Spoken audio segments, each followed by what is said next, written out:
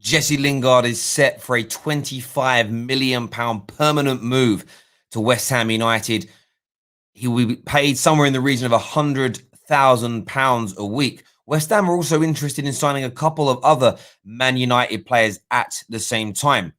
Equally, transfer expert Ian McGarry has confirmed that Manchester United are still looking at the possibility of signing Harry Kane this summer, despite the renewal of contract of Edinson Cavani. I want your views. I want your opinions. Hit that like button, retweet, share, subscribe to the Football Terrace, turn on the bell notification button. Here we go.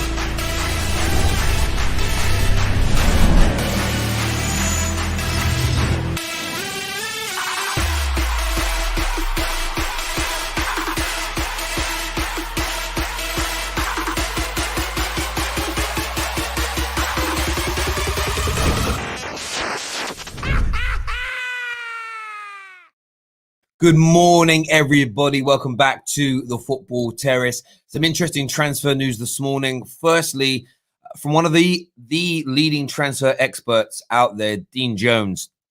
He has confirmed that West Ham United are likely to pay a fee of £25 million to take Jesse Lingard from Manchester United to East London on a permanent basis in a deal worth £100,000 a week for the attacking midfielder.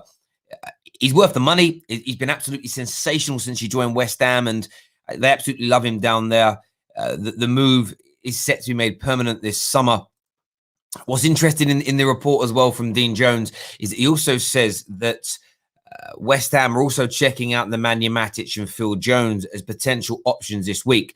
The only stumbling block is that both players are requesting somewhere in the region of £100,000 to £120,000 a week to move to West Ham.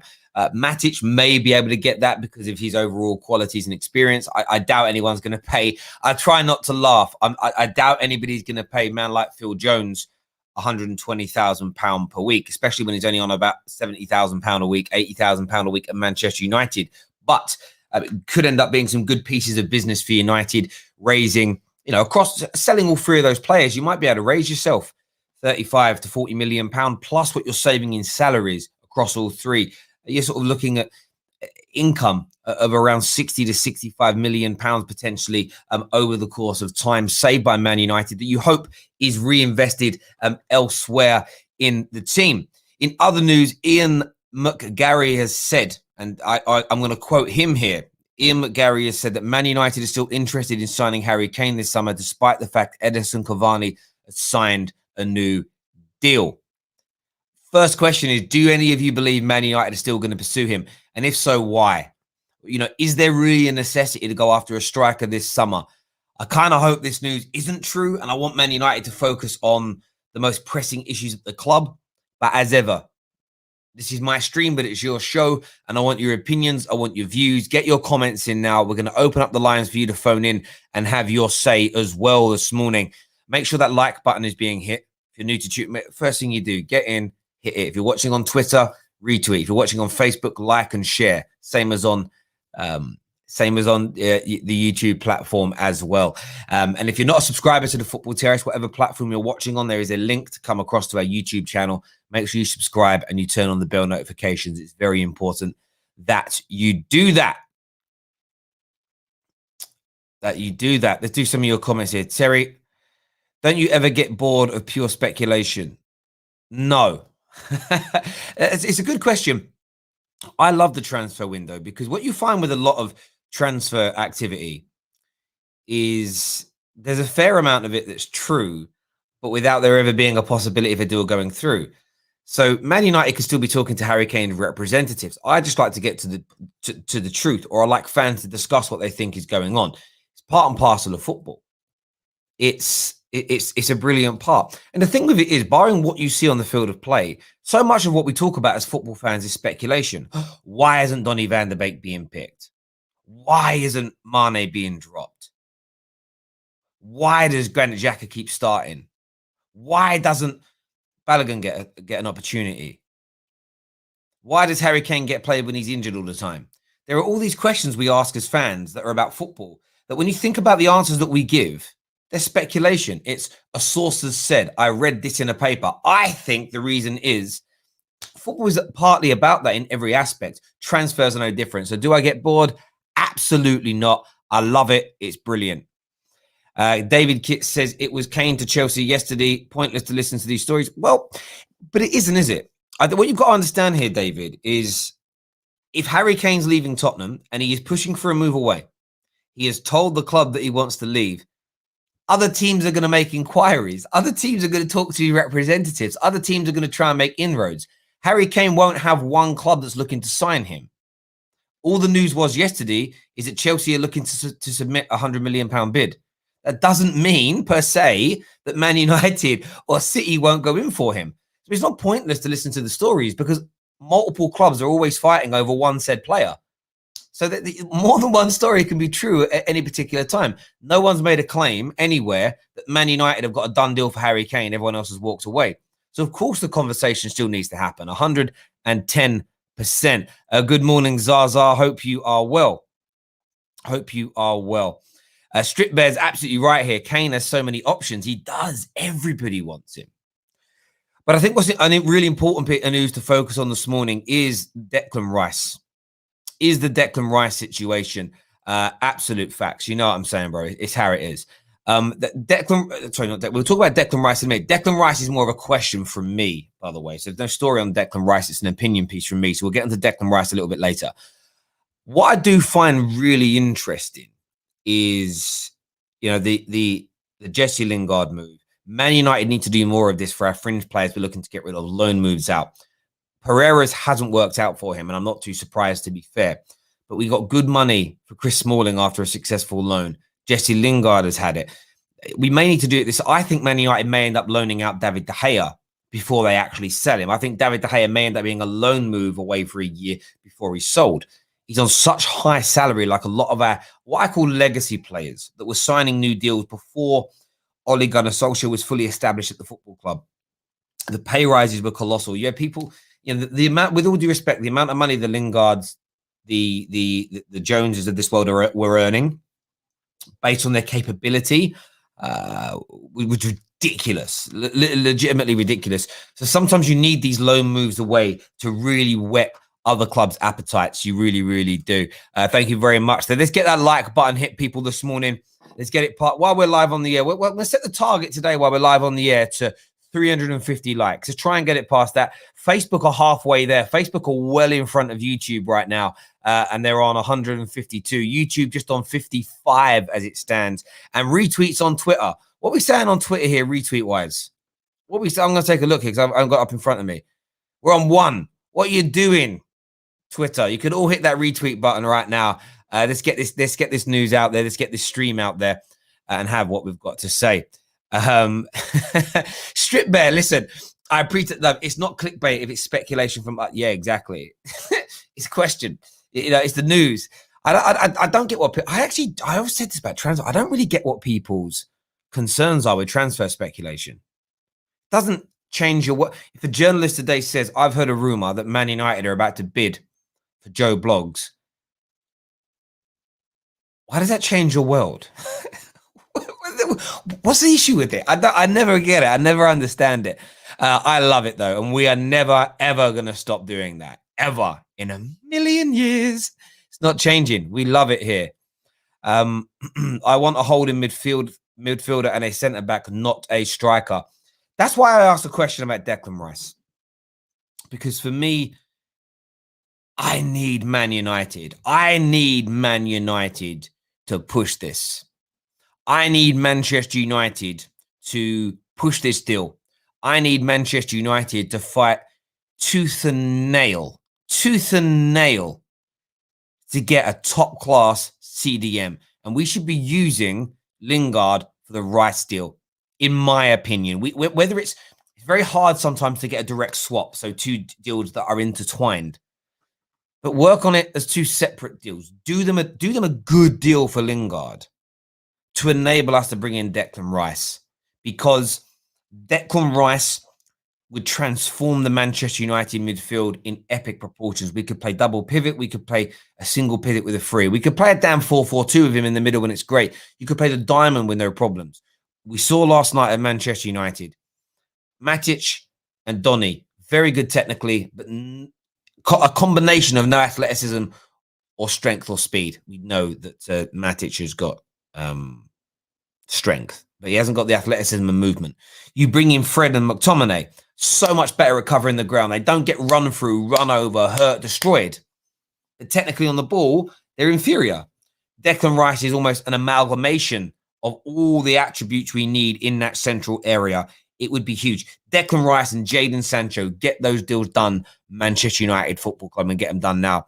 My guy, Monster Ahmed here with the first super chat. Remember, we run competitions every single day. On Friday, we'll be telling you the names of all the people that are in the draw for the end of May competition. Send in the best questions possible via super chats, and the best question from each stream will go into a prize draw to win a football shirt of your choice. There's also an option for a brand new Rode podcast mic, and they are here, a brand new pair, a gaming headset that we're going to send out to somebody as well. If your name gets pulled out the draw, you get to choose what you want. So you may not even pick that, but you can do.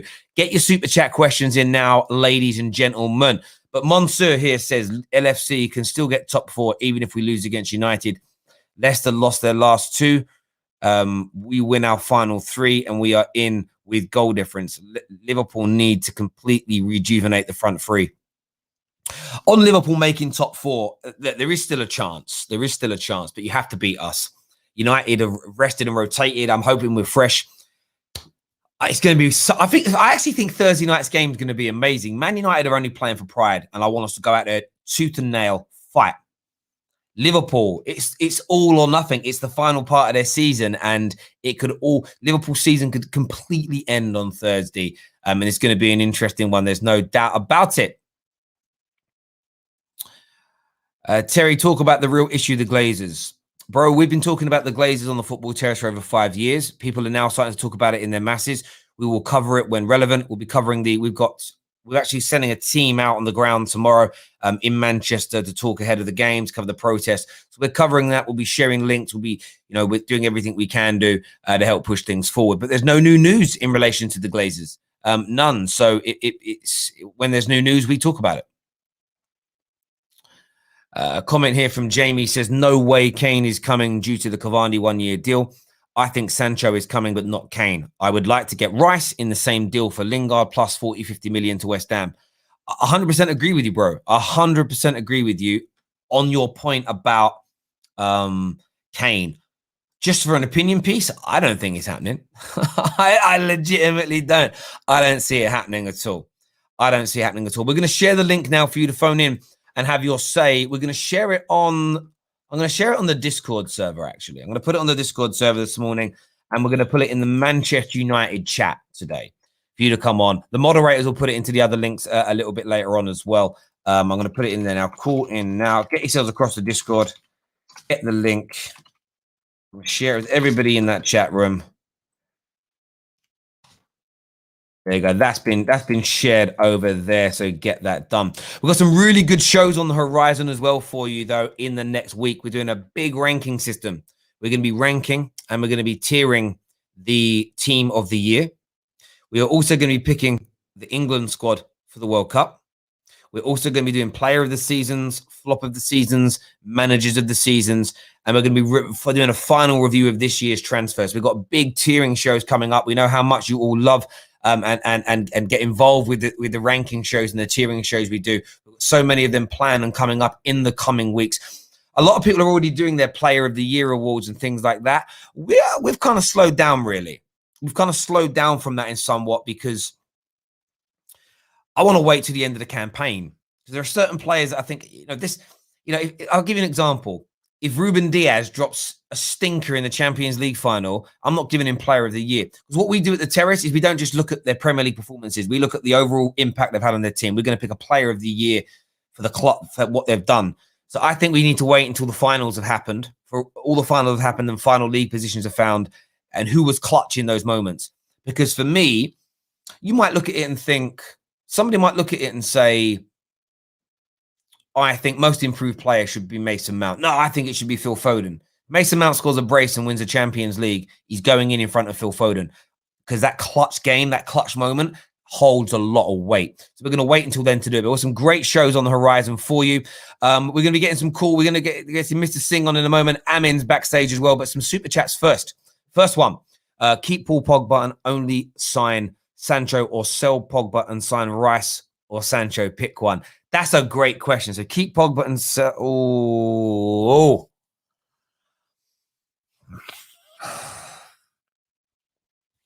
That is a bloody hard question. Keep Pogba and sign Sancho. Keep Pogba and sign Sancho. Because if we remove Pogba, Pogba's just irreplaceable. But then I think we could balance the team out more with Rice and Sancho. But the creativity then is no. I'm sticking with Pogba and signing Sancho. That's what I'm sticking with there. Monster says Terry, it might have died out, but does the top six still? But does top six still to punish for their participant? No, I don't think there's going to be any punishment for any team that participated. I think there's going to be fines, which a lot of the club's owners, they're going to pay. They're not going to get the clubs to pay it. And that's it. I don't think there's going to be any kind of punishment or anything at all. Yeah, absolutely. I know everyone loves a good old ranking. Good old rank in the morning. I like the play on words there, my guy. I like the play on words. Ben responding to that question says, keep Pogba and sign Sancho, probably is what Ben believes. There we go. I actually want to talk about something else very, very briefly, because I can see Trevor Sinclair is trending. We shared a thing about this morning. Have you heard what Trevor Sinclair has said? Trevor Sinclair has said that Man United should be punished for last night. So we take a listen to what he said. Have a little listen here. Let me play the sound. Traded against Liverpool. The game's been reorganised. Manchester United have made 10 changes to their. They've, without being disrespectful to the players that played tonight, they've made 10 changes. This is their B squad. This is their B team. Mm-hmm. I think that's disrespectful, and I think it takes a little bit away from the top four title, from the top four race, because you're looking at. If you ask Chelsea, so it wasn't disrespectful from Pep at the weekend to play 9 changes against Chelsea? It's nothing to do with it. Manchester City have got that privilege because they've already made it, and they've not had to cancel a game because they can't safeguard their stadium. You're going away from it, Hugh. I mean, the teams that are going to suffer from that, or the teams that are going to either miss out on the top four, or they're going to suffer from Manchester United's lack of due diligence, are Chelsea, possibly Liverpool, West Ham and Tottenham, because they're the other teams that are looking at that top four. I think there needs to be a punishment for Manchester United, and 3 points is not enough because it doesn't affect anything. I honestly feel the way that they've put this team out now, the way that they didn't safeguard their stadium last week, I think a 6-point deduction should be given to Manchester United. Listen, Trevor, you can hear the like, so, you know, Man City make 9 changes and they've earned the right because they've won the league. But Man United have earned the right to make changes because we've qualified for the Champions League. It's the same difference. I get his point around Man United should have safeguarded their stadium. But there was no law or rule within football broken. It was Man United wasn't open for business that day in terms of the stadium. If it was a normal match day where they were going to allow fans in and the fans stormed the pitch, they're responsible. They're not responsible for people breaking into the football club and the game being called off. But that wasn't the reason. See, this is where people like Trevor Sinclair need to get their facts right. The game wasn't called off because people had been in the stadium. There were some rumors that some people got into the dressing rooms and the bubble, the COVID bubble was broken, and it would take about 2 hours to clean the thing again. But that wasn't the main issue. The fact is, the players couldn't leave the hotels. Man United are not responsible for the general public stopping people leaving a hotel. It's not their responsibility. They can't. There's no precedent to punish Man United for that. Otherwise, think about it. If Man United lose 6 points, right? I'm starting a movement. I'm going to make sure Man City don't win the league next year.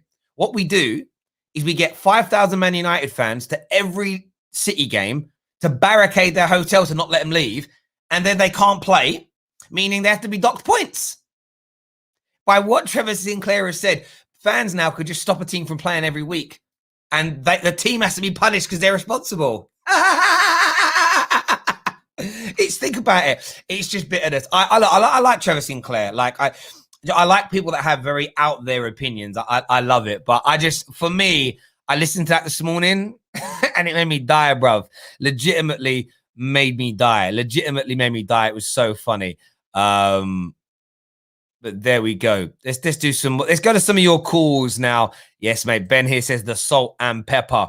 The salt and pepper, 100%, mate. It's amazing. First up on the show today, Mr. Singh is here with us. Welcome back to the terrace. Hey, how are you, man? Hey, Terry, Hello? Can you hear me? Hello, man. Yeah, what do you want to say, buddy? Well, I just want to talk about yesterday's match. I couldn't get the chance yesterday to live stream your show, but I was just amazed by some of the performance of the new faces, Langa, Ahmad, and for surprisingly, Matic was amazing yesterday. I just wonder why we didn't give him chance before. So yeah, I was really pleased by yesterday's performance, and especially in the first half, we were fluent. We were passing the ball, knocking around very beautifully, creating some very good chances as well. Was little surprised as I thought that there were some chances where Donny could have taken some passes and probably create something for him, but I think he was little short of confidence. So that's one thing. Talking about the penalty or the point deduction for the United, I just don't get it. Why some people are so, I don't know whether they're jealous or what's wrong. So it's not like United did it intentionally, right? I don't believe that. I think it was a proper it was a proper protest, and the protest is supposed to be like this. It is supposed to be like this. So yeah, pretty happy with yesterday, and honestly speaking, I would like to see the same team at least for Wolves, if not for Wolves, at least for Fulham. I do want to give those. I do think that Solskjaer should give those players a chance once more before we round up the season before the Europa League final. What do you say? Yeah, I think so. Look, I think Man United need 4 more points to secure second, or 3 because we've got superior goal difference. If we beat Liverpool tomorrow night, second place is pretty much done. And I think have a bit of rotation, because remember it's 2 weeks today that Man United play in the Europa League final, and we need to try and be as fresh as possible for that. There's no doubt. Listen, Mr. Singh, thank you for calling in, mate, and having your say. Top man, thank you. Thank you very, very much indeed. Super chat here from G. Hayes, who says, when Klopp put his young side out in the FA Cup last year, they were disrespectful and wasn't there himself. Listen, these things happen all the time where teams rotate. The only time I ever see it get traction is when it's Man United, even Man United benefiting from it, because I swear once Mick McCarthy, when he was at Wolves, played a very weak team against us, and it caused outrage, absolute outrage. And Mick McCarthy got in trouble for it. And ever since then, people haven't got in trouble as much. Whenever it's Man United, people have a problem with it. If it's anybody else, nobody cares. At the end of the day, Man United Football Club were not responsible for the game being postponed against Liverpool. Facts. Absolute facts. They weren't responsible. The game got rearranged. The Premier League could have made different changes. They could have moved this. They could have put this Liverpool-Man United game on Saturday. They could have moved Liverpool's West Brom game to another date because there was space for it. And they could have created the time and space for Man United to actually play their strongest team. They didn't do it. The issue here is nothing to do with Man United. It's the Premier League and their scheduling. Plus, we're in a concertinaed season. These things happen. Liverpool Football Club, the only reason that you are not making the top 4, if you indeed do not, is because you haven't been good enough this season. Losing 5 or 6 games on the bounce at home is the reason that you're not making it. Throwing away leads in the last few minutes against Newcastle United and Leeds United is the reason that you're not in the top 4. Trying to blame that on Manchester United. And by the way, I know a lot of Liverpool fans have absolutely, the likes of Grizz, the likes of Stroh, Ram, who's been on. None of them have had the audacity or stupidity, because they're good people, to try and blame Manchester United. But the crying from some has been absolutely embarrassing beyond belief, to try and blame other people. And listen, Trevor Sinclair, I hear what he's trying to do there. Good try. Close, but no cigar. Everyone is missing the fact that if we'd have played the same players who had played on Thursday and Sunday and Tuesday, they may have lost out of sheer lethargy. Anyway, I never heard that word. I've heard of being lethargic. I didn't know it was a word in that way. Yeah, being lethargic and tired.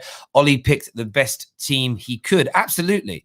If we'd have picked, this is what would have happened. If we'd have picked the same team and been dead on our feet and lost, everybody would have said, why didn't Ollie pick like a rotated team? He's got all these great coming youngsters. He could have played them. Whatever Ollie did, unless Ollie won yesterday, there was always going to be widespread condemnation. It was always going to happen. It was obvious. It was normal. Pure cat being spoke everywhere by people.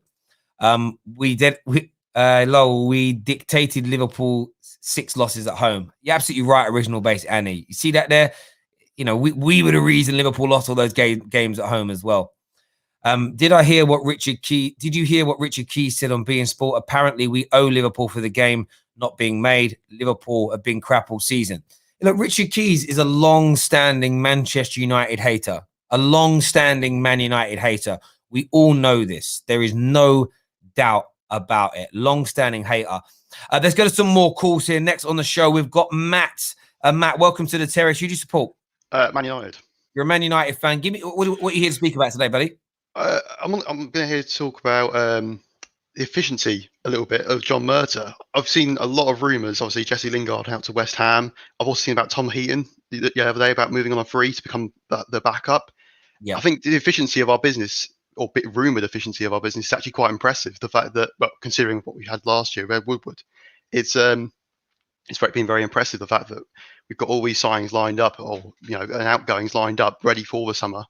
It's a real change. But if it happens, it's another case. But until it happens, it happens.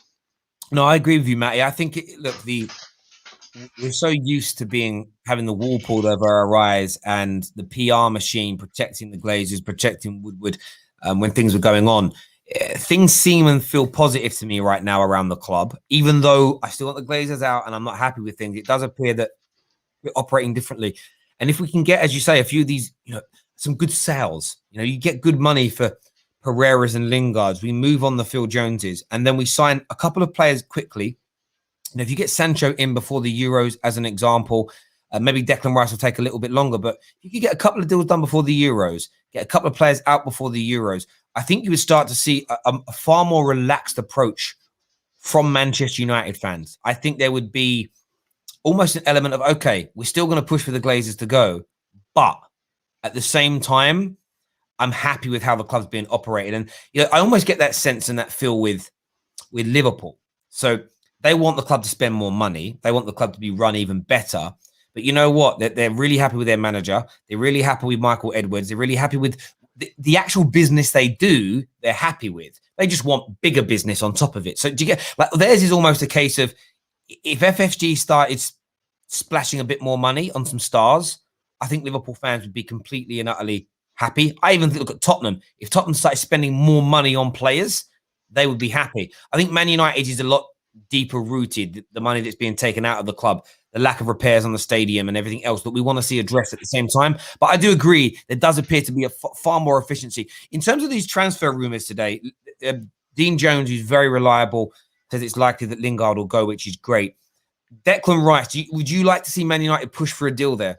Yeah, of course. I think Declan Rice is the right profile player to fit into our squad, but also I think he's got a leadership character that would hold that midfield together. If he's playing Simon McTominay, he can send him forward without having to have to be sitting right next to him all the time. That sort of leadership, that character would help significantly in our midfield, binding it all together. But even if we don't get Declan Rice, I think if we don't get him, it's a massive loss. But there is a lot of good DMs that could fit that role. Physically strong, has good, good progressive passing. I think Sander Berg would actually be a very good signing if we could get him, because you can get him for like 12 million. Apparently, his release clause has been halved because he got relegated. 12 million for Sander Berg is a massively good deal if you could get it done. Just, even if you brought him in alongside Declan Rice, you then have that midfield would be a good lasting midfield, to bolster it later on. Yeah, I listen. I agree with you. There are options out there. We need to get that position filled. Last night almost feels bittersweet. We always have these rows on the terrace or across socials around, why did McFred play? If people don't understand why McFred play, they're not even. I said last night, you're not blind, you're not stupid, you don't lack football knowledge. You're lying to yourself. Everybody knows why they play, because we lack mobility in that midfield. And I think, but the problem with those two is they're just not good enough on the ball. And you throw a Declan Rice next to them, you throw an Ndidi next to one of them as an example, and our midfield just transforms overnight. Then we've got the option. I believe Ollie would then use 4-3-3 on a more regular basis or against the right teams, because he could say, right, Ndidi or Rice or Sander, but you're in the single pivot, you're in that holding role. Bruno Pogba either side of you in 8 positions. We know Bruno and Pogba are going to help out with the team defensively when needed. No number 10 as such, but we could do that. Right now, we just don't have the personnel to play it. Can you imagine a Fred or a McTominay or a Donny or a Matic trying to do it like a single anchor role in that midfield? It wouldn't work. It wouldn't work. It can't cover enough ground. It's just... Yeah. Or they could cover the ground, but they wouldn't be good enough in distribution. Exactly. Give the ball away too much. And I think that's when I look at it and look at Man United fans and say, we've got a good squad.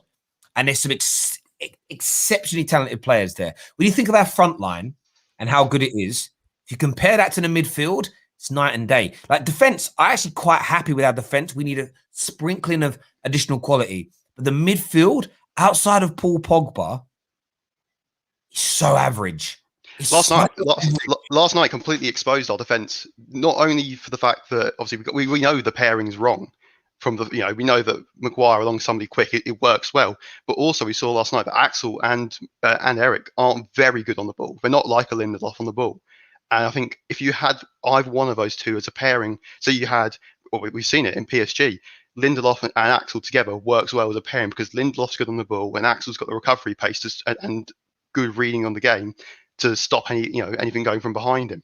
The same with Eric alongside Harry Maguire. We've seen them together. They work well together because they've got the pace and they've got the ball playing ability. But actually, as a pair, Lindelof and Maguire don't work because they haven't got the pace, and Axel and Eric doesn't necessarily work as a pair because they haven't got the distribution. So that's why they had to have Matic in front of them to move the ball quickly, because it wasn't going to work as a pairing like that. Balance is always key. Listen, Matt, it's a great call, great points being raised today, mate. Thanks for having me on. No worries, Matty. Take care, buddy. Thank you very, very much indeed. The link is available right now on the Man United chat page on our Discord server. If you're not part of the Discord server, sign up via the link in the description below. It's an amazing chat room. I've got nearly 3,000 users in there. So much going on, so much activity. I don't even know half of what goes on in there because my mods run it. There's even a little chat room now called the Gulag. I didn't create that. There's loads, but they crack on with it, and I let them do their thing. I let them do their thing over there. Good people running that. Good point there, Matty. A lot of people liking that call there, man with his Masvidal thing there. Disagree with that. Not enough game time for the CBs, and it's interesting you say that. Look, I think Eric Bailly next to Maguire next season. I'd love to see that given a 10-game run, just to see. Just to answer all the questions. I'd love to see it given a go. I'd love to see it given an opportunity.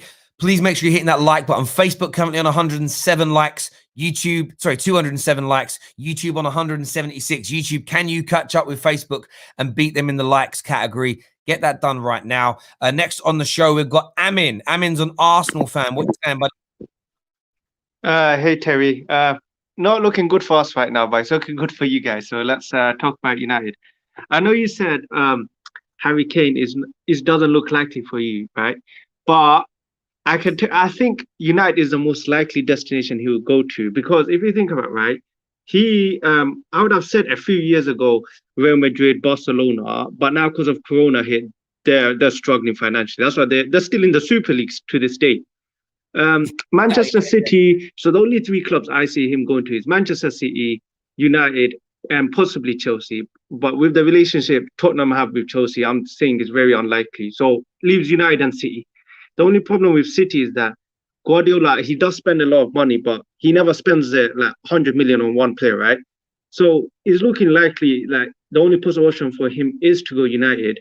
But the only issue, if you think about with Harry Kane, is that recently he's been picking up quite a few injuries. Like sometimes he gets an injury at a crucial part of the season, it takes him out for a few weeks. But if he stays fit, that's a perfect signing for United. The way he plays, I'm possibly 100%. He can possibly fit into any system in the world because of how versatile he is. He's not just a striker. He can assist, he can cross, perfect striker. But the only problem is if you guys can keep him fit. And I've seen another thing with United is that you guys usually spend more money when you're out of the Champions League to get into the Champions League. When you guys usually get into the Champions League, you guys spend, but it's not as much. So maybe that's one thing to consider. And I just wanted to say, what is your thoughts on Donny for next season? And if you guys don't want him, send him over to us. We'll accept him. So on that, listen, your point about the Champions League and not spending, this is anybody that's still on the fence about the Glazers or any rival fan who's like, yeah, but you spend.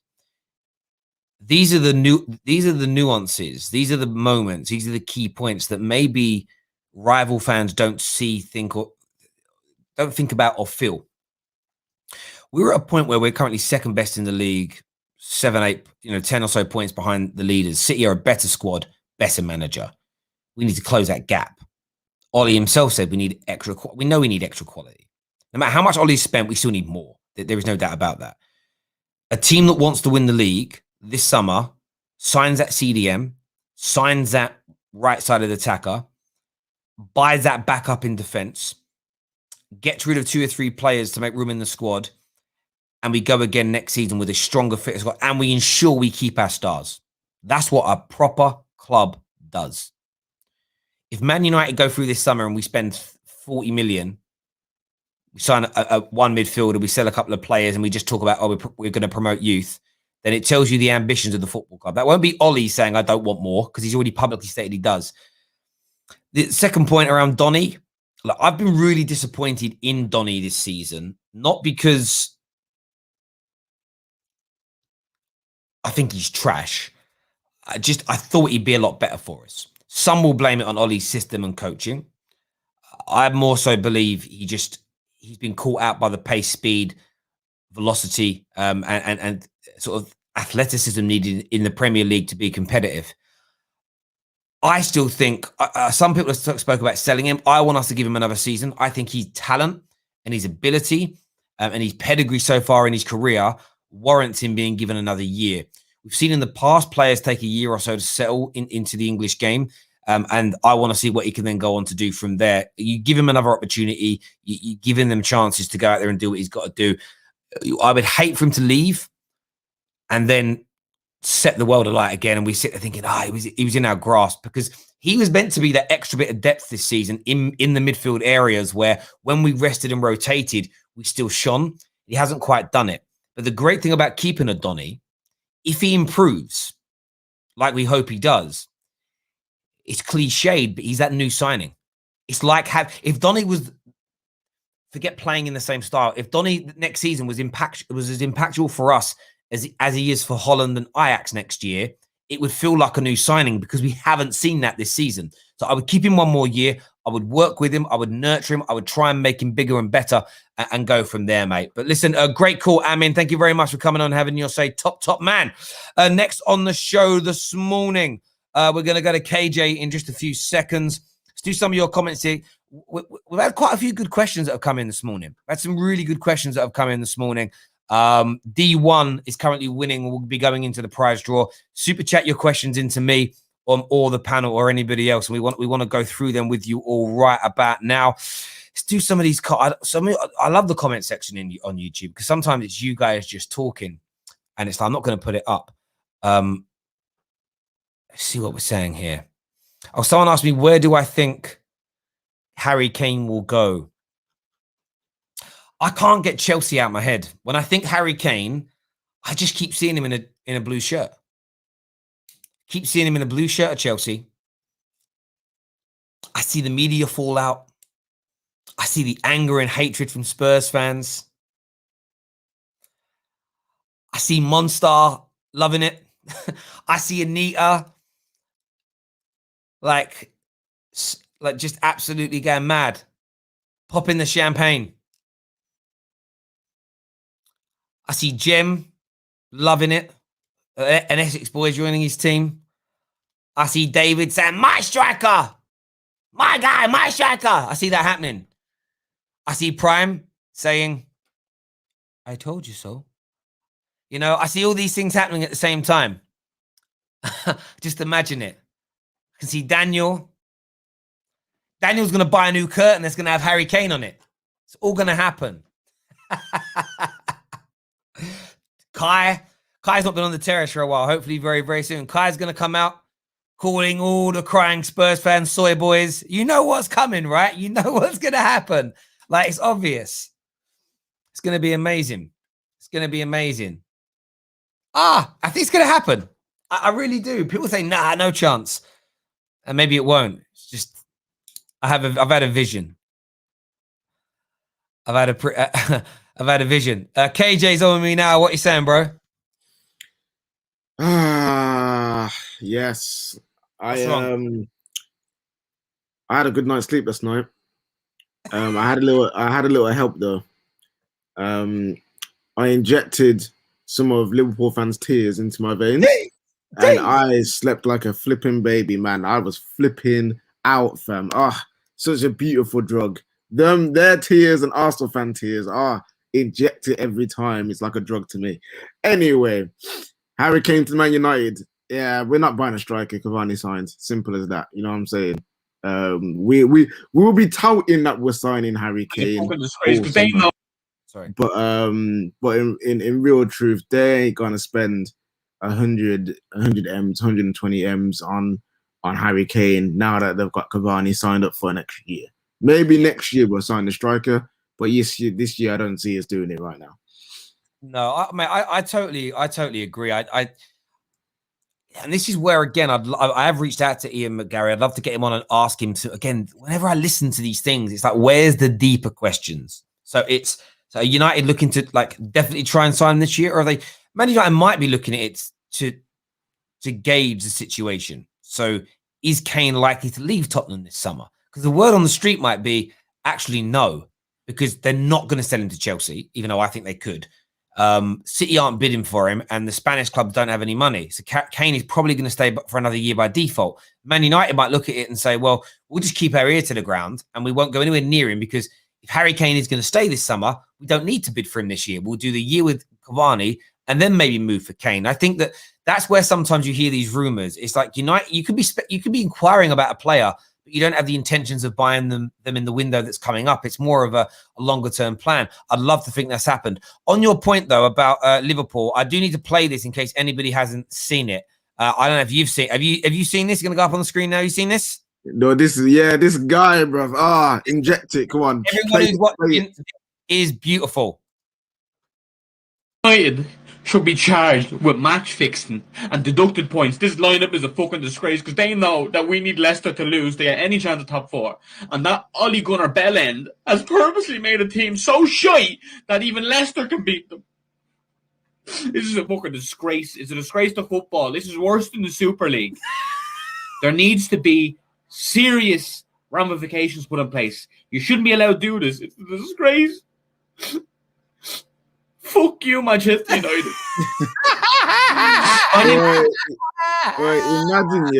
Imagine being upset that a team fielded 11 players that are registered to the Premier League squad and they're allowed to play in the Premier League. Imagine. Ole Gunnar Bellend as well. That's the Ole Outers going to be using that one now, fam. You know what I'm saying? Like, them ones using that.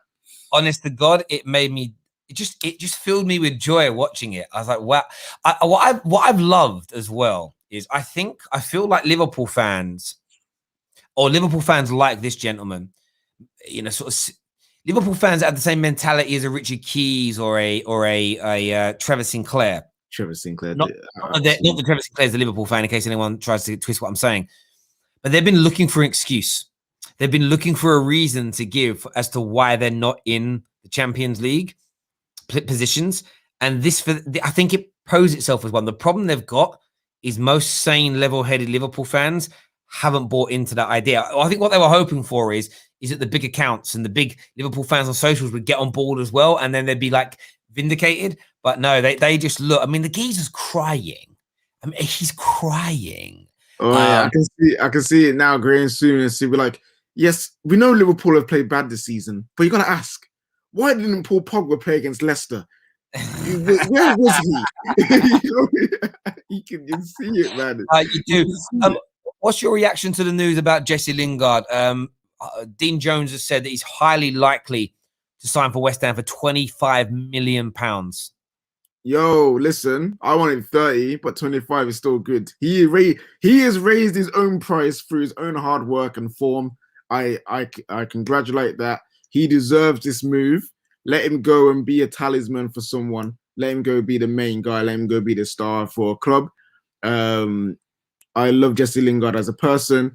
He is a good player. He showed it. He just can't do it at Manchester United. We've seen over the years that it's just a bit too much for him. So let him go. Let him experience what it means to be a star, a big player for a team. And yeah, let him do that. And we get the benefit of getting 25 mil, put that into the kitty, and then go spend it on someone else. Hopefully, maybe use that 25 mil to offset some of the price for Declan Rice. Go use that 25 mil to put towards Jadon Sancho. Go put that 25 mil. Go put towards a new backup right back. Like it's just good for all parties that this has happened. And if I see Jesse Lingard in the team after the transfer window is closed, I'm not going to be happy. I'm going to be sitting there like, yo, nothing's changed. They clearly don't know what they're doing still. Murtaugh and Fletch, that is not the start that you need in these positions. But by the sounds of it, things are sounding good. That they're trying to be smart with it. So yeah, Jesse Lingard, thank you for everything you've done. Thank you for the FA Cup, the Carabao Cup. Thank you for your contribution to the Europa League. To everything that you've done for the team. Thank you so much, and you deserve this chance. Yeah, I agree with that sentiment completely. I think it's a good bit of business, a good deal. It's one of those things. We had Matt. I thought Matt's call earlier was sensational, where he spoke about the club. It feels like the club is getting its ducks in a row to be more efficient during the window. We just now need to see that happen. We just need to see that efficiency reign through. And even getting the sale of Lingard done quickly would just demonstrate to me that people are listening more to John Myrtle. People are listening more. The good thing about the West Ham deals is going to be David Moyes' influence, because Myrtle and Moyes are very close. So that's the one thing about using football people in these negotiations. The reason we got Donny done so quickly is because of Edwin van der Sar's love and affinity with Manchester United. John Myrtle, we don't know much about him, but I've read a few articles where in football he's meant to be fairly well regarded, knows a lot. He's a football man. He's a football person. Darren Fletcher is very respected in the game. Having these two in negotiation rooms on the phone to clubs, to owners, to agents, to managers, it should help because they're going to be listened to more. One of the things that we heard regularly about Woodward and Matt Judge is that people just didn't like them. They just weren't nice people. No one had any respect for them. And and they would talk about such irrelevant things in meetings, like, oh yeah, we can get your social media following up by this percent. And we're like, dude, shut up, bro. They don't care. You know what I mean? That's a conversation. Those kind of things are conversations for after the fact. When it comes down to it, like football club, they want to talk football. They want to talk brass tacks and they want to talk football. And especially when you're talking to the player and the agents, it's like, let's talk about the game. And I think, a Champions League winning, multiple Premier League winning ex-Man United midfielder who's actually very smart and articulate. You only have to listen to Darren Fletcher speak. A bit like quite a few ex-United. Like when you listen to like Patrice Evra speak, you listen to Rio speak, you listen to Fletcher speak. They got brains. Like you can, he isn't going to do it. I'd love Gary Neville to take up a job at that capacity because I don't think he's a great manager because he doesn't want to be one, but you listen to him speak and people would listen. Do you understand where I'm coming from? And I just hope, though, that after what Matty said, I hope there is that element of you see the business done more efficiently. You see these deals get done quickly because then it's not even about feeling more comfortable. That's part of it. It's about knowing that our pre-season will be as good as possible rather than the 3 new bits of blood that get added to the squad joining 3 days after the season's begun. They get no pre-season. They get no time to integrate with their team. And I always feel like we start seasons off too slowly. Wouldn't it be nice to start the season, depending on the fixtures, you don't know who you're going to get, but, first 3 games, 3 wins. It gives you this foundation to grow from in the season. We've, under Ollie, 2 years running, we've got better as the campaign's gone on. If we can start the season running, like if we don't start the season flat-footed and we start the season in our stride, who knows what could happen? But I just want to feel like we've got. I don't want Ollie to have any excuses either. and I mean this in a I suppose you could twist this into a negative, but I don't want Ollie to have any excuses of he didn't get backed, the players came in too late, didn't get a proper pre-season, started slowly. I want Ollie to have no excuses. I want us to be able to get our answers. Is he or is he not good enough? I don't care about opinion. I care about fact. We universally agree the squad's good enough. The players came in early. It was a good pre-season. We've got a deep squad. We should be challenging for the title as a bare minimum. If he doesn't do that, he ain't good enough. And okay, there's always context. You know, if he ends up with 10 injuries, then maybe we look at it differently. But all things being equal, I don't want a bad summer where Ollie still gets excuses or blah blah blah. Blah. I just want it to be done properly. I'm so desperate for my club to be. You just want a proper summer, so we can have a proper season where we can really evaluate the players and the manager and the club, without all these contexts of but the pagans doing this and we didn't get that. You just want an actual season of the club did its job, the players did its job, the manager did its job. All right, let's analyze where we go from here. And that's what any club wants, isn't it? That's what any club wants. But again, we can't. This is the thing about our club, man. We can't trust them. We can't trust them to watch paint dry, fam. You know how hard it is to watch paint dry? Not very. So you know what I'm saying? Like we can't trust them with anything. So the signs are there, but it's just about execution now. Because if we drag this Jesse Lingard deal on and on and on over 5 million, 2 million, one add-on here, one add-on there, what would be the point? You know what I mean? If we drag on Jadon Sancho, if we drag on Declan Rice, imagine this. You get the Jesse Lingard deal sorted and you're still dragging your feet on Declan Rice. You might have been speaking about, for how many weeks, about Jesse. You're telling me Declan hasn't come up? Come on. These are the things that we need to see. And these protests, I'm loving these protests. I am. These protests are good. But if these pagans ain't going to go nowhere, we need a protest to make sure that they do their job correctly. Yeah, no, I totally agree. I totally agree, and I wouldn't say I have faith in the new process yet. I'm encouraged by it. The results will give me the faith, and if you've got faith in that element, like I've said before, I want the Glazers gone no matter what. But of course, in the meantime, I still want the club to be run as well as possible. Like, do you know what I mean? It's like, we just need to do that. We're going to go to a couple more calls here before the stream ends today. We're going to get man like Liam on with us. Liam, what you saying, buddy? You're right, Terry. Yeah, I just want to say, first of all, that Liverpool fan is an embarrassment. Like, you can't blame. I was a bit salty about the team that Ollie picked last night, but you can't blame it on that. At the end of the day, we are where we are because our forwards couldn't finish their dinner. That's what it boils down to. No, I totally understand that, mate. Do you give yourself any chances? Do you still feel like top four's on, or is it something you're just writing off yourself now? I'm just writing it off. Like, we need a lot to go in our favour, and yeah, like Europa League's where we're going to be. It is what it is. You just have to accept it and just get on with it. Yeah, I mean, I can't disagree with what you're saying there. I feel like I know Monster earlier on in the stream sort of put some super chats in saying that, if we win our last 3 games and Leicester drop off, we could still do it. I think holding on to that and thinking it's going to happen could lead to more disappointment. If I'm a Liverpool fan right now, I would just resign myself to the fact that you're in the Europa League next year, and the Europa League makes it a tougher season because I don't necessarily agree with it, but a lot of people say that the whole Thursday, Sunday thing can make it harder. Who are you going to buy in the summer? No champion. It's just such a fall from grace, isn't it? It is. To be. I don't mean it's salty. To be posing with 4 trophies last year, at the end of the season, you haven't had the parades. Like, there's a part of me, if I wasn't a Man United fan, I'd probably feel sorry for you. Because is the club still planning to go ahead with the parade? No, I don't think so. Like, I know they've talked about it, but what would be the point? Like, you're celebrating a year after winning the title. Like, City have won another title since then, so there's no point. Liverpool, will still be trying to claim that the English champions and double winners of the Champions League as well after 2 years after that, innit, as well. I'm sorry, man. I'm sorry. Some of your fans, I feel for you, Liam, because you seem level-headed and actually got your head screwed on. Some of your fans, like one of these guys in the comments, are just bare crying their tears, bro. You know how much we're enjoying this. We're enjoying this.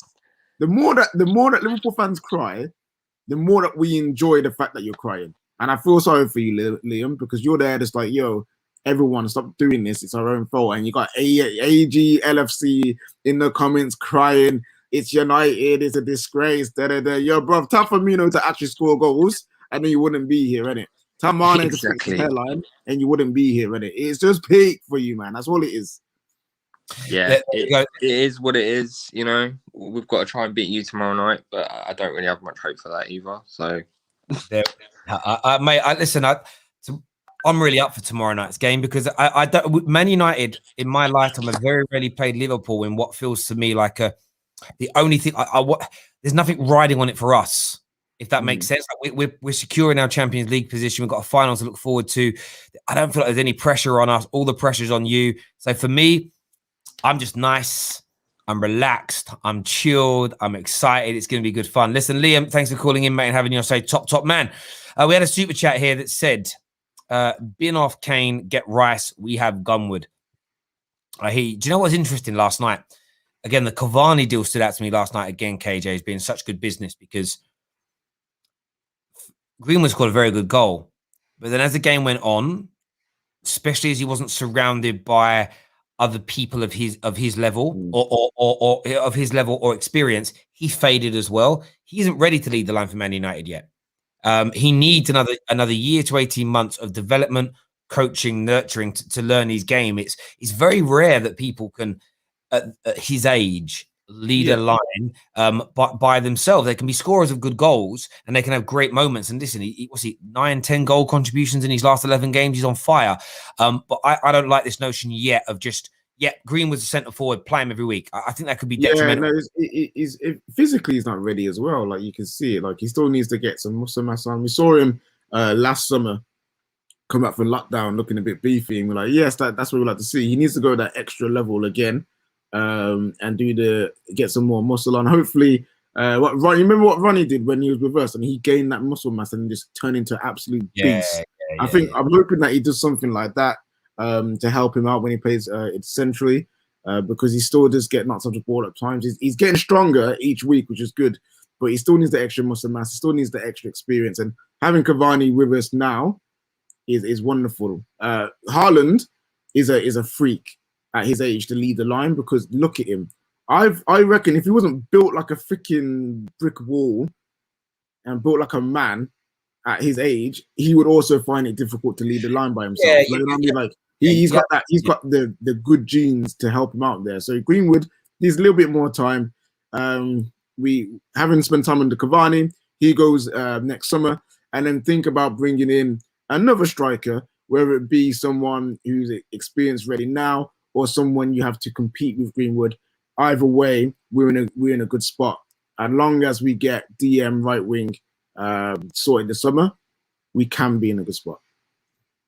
No, I totally agree with you. I think Wayne Rooney was very similar to Haaland in the sense of at 15, 16, he was built like a man and he could handle it. Like he was stocky, he had muscle, he was strong, and you need to nurture it right. I think one of the reasons why the Oxlade-Chamberlains and the Theo Wilcotts, the Michael Owens, Danny Welbecks, and these players, the reason I think that they're so injured, they became so injury prone and it damaged their careers, is they played too much football too young, and they played when they were where their bodies were still like boys.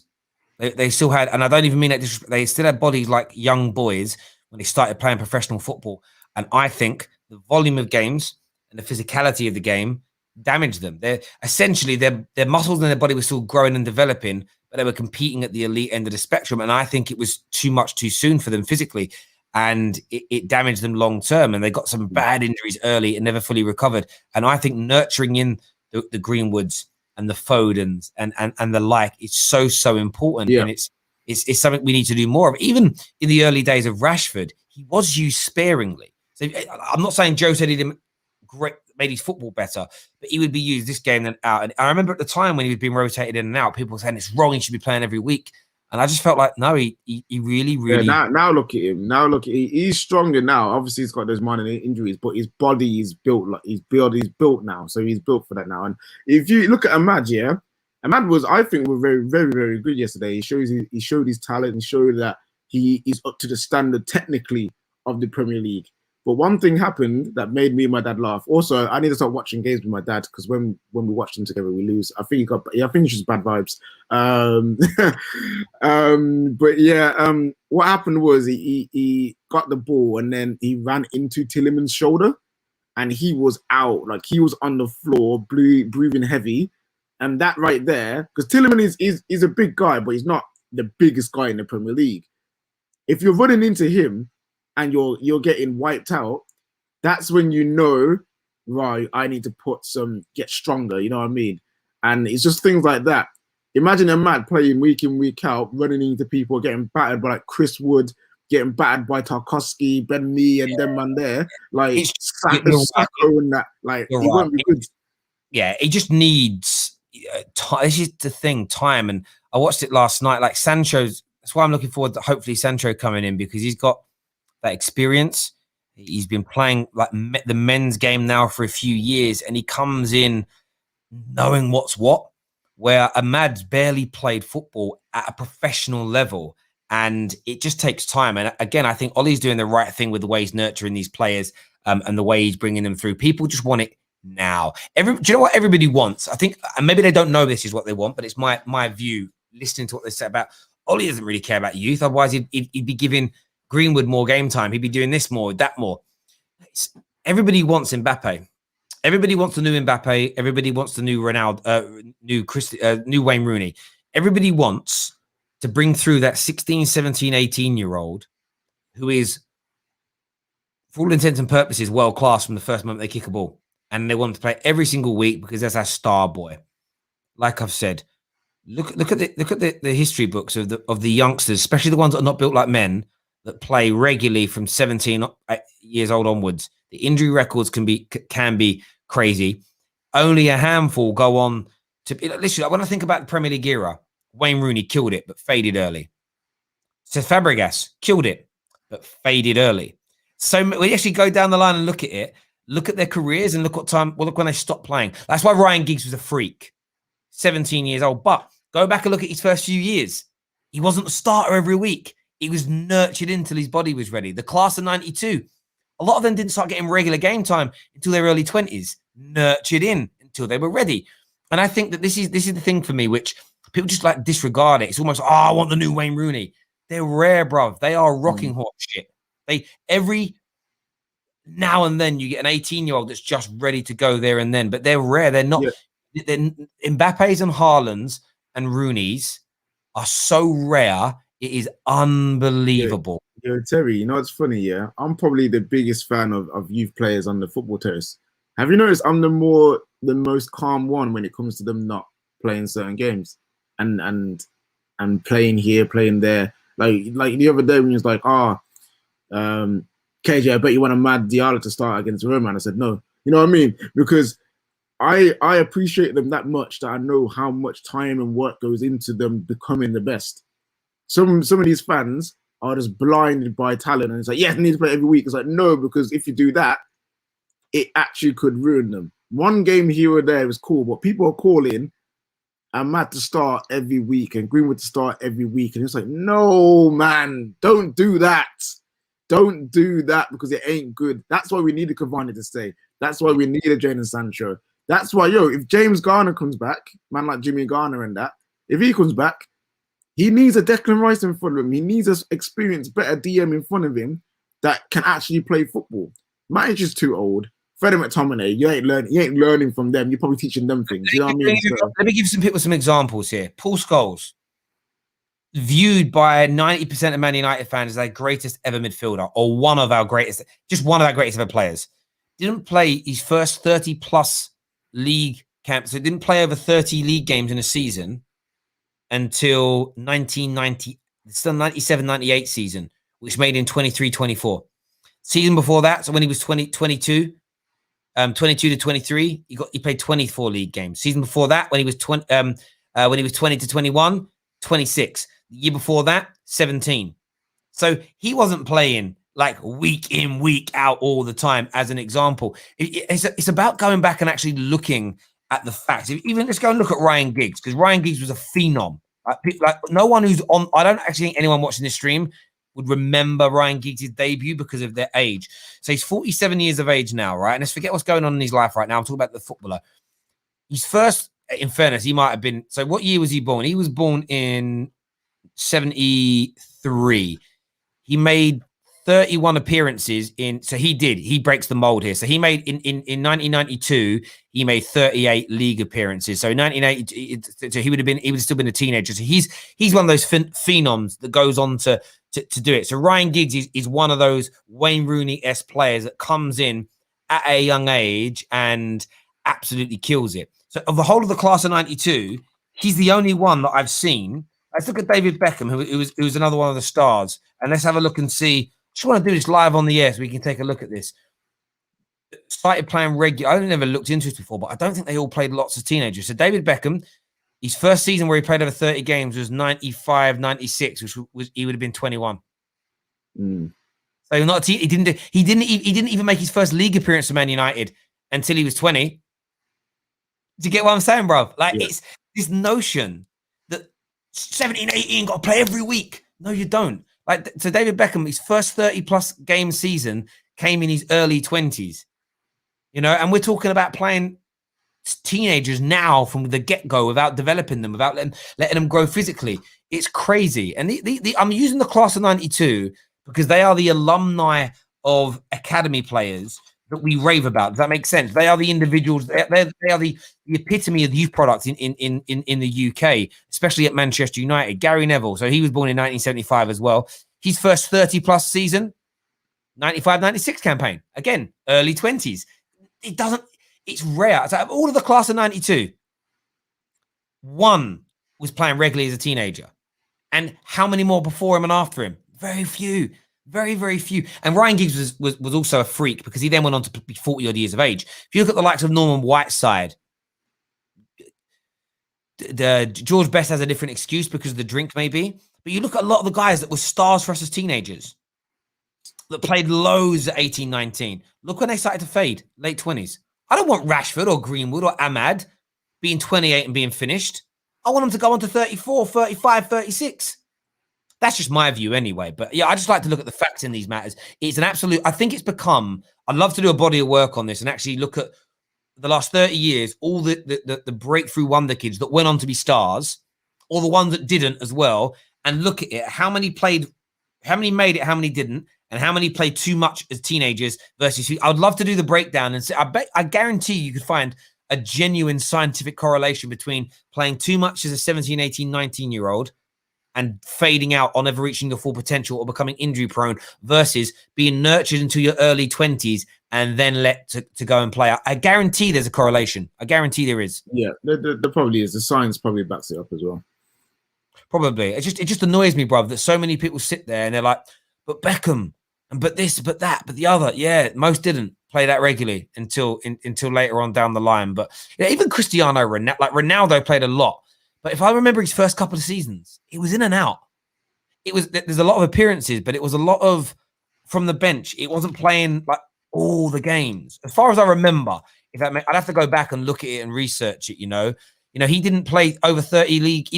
Ronaldo didn't play over 30 league appearances until the 04-05 season, which would have made him, fuck my boots, 20 years old. Still. Didn't make over 30 league appearances until he was 20. Do you know what I mean? It's just the evidence is there. Anyway, we digress massively, but it just annoys me. I saw it all last night. One guy, I'm not going to mention who he is because it will cause a war. Ahmad should be starting now every game I saw. What? Can you? Anyway. Yeah, you know what it is, yeah? That's very mad. Dan James, there's a reason why he starts more games than Ahmad. It's not to do with technical ability. It's just to do with the fact that he's used to the physicality of the English game. He's more stocky. He's more stocky than Ahmad. The amount that Dan James gets kicked about and kicked around, it's amazing that this is his first proper injury. You know what I mean? Because his body's built for the league, and that's the only reason why he starts over Ahmad. Like I honestly, if I tell you, if Ahmad's body was physically ready, he would have been starting more games than Dan James. 100%. But is he not? So it just is what it is. It just needs time. No, of course, mate. 110%. And the thing is, bruv, I think, I said last night about people that ask why Fred and McTominay play.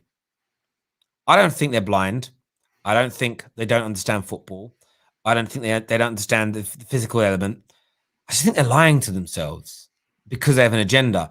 I think people know full well why Fred and McTominay start when we're up against, especially up against decent teams that have energetic midfields. They know why, but they don't want to admit it. They know why Ahmad's not starting every game, but they don't want to admit it. Do you know why they don't want to admit it? Because it screams good coaching or good management of the squad, and they don't want to admit that. So what you do is you play dumb. Why? That makes sense. Do you get where I'm coming from, bruv? It's almost, we know why. Because if you speak to any football person, they've explained it. Or lack of mobility here, or, development, like we've been speaking about for the last 10, 15 minutes. They know these things. They just don't want to admit it because, by the way, it doesn't mean, like me, Ollie nurturing these youngsters in the right way doesn't mean I think he's good enough to win us a Premier League. But I can have two separate thoughts, one being positive and one being, you could call it negative if you want to, about the same person at the same time. The world isn't black and white. It's grey when it comes to opinion. And I see this so much now. It's like, I can't say that. I've got to, because that means I'm praising Ollie, and I'm not allowed to praise Ollie because I vote Ollie out. It's like, for fuck's sake, like, drop this bullshit, man. It's just crazy for me. It's obvious anyway, but there we go. Listen, KJ, thank you for coming on. I know we've got back another 10 people backstage. A few of them have dropped off, actually. I didn't check. But I haven't got time now. We're doing more streams later. Of course, we're live after Chelsea Arsenal tonight. I forgot that game was even happening.